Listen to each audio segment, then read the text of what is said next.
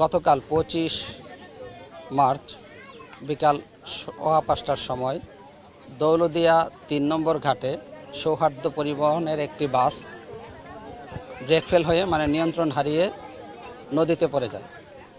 সঙ্গে সঙ্গে আমরা ফায়ার সার্ভিস, সিভিল ডিফেন্স, জেলা প্রশাসন, জেলা পুলিশ, নৌ পুলিশ, বিআইডব্লিউটিএ, বিআইডব্লিউটিসি আমরা সকলে উদ্ধার কাজ শুরু করি।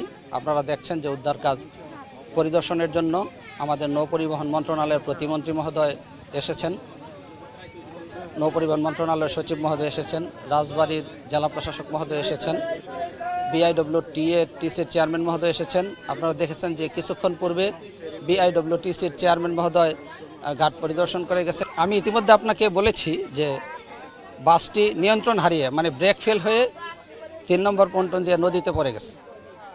আর আপনি যেটি বলছেন যে সাগর বিআইডব্লিউটিসির কেউ না, এই তথ্যটি সঠিক নয়।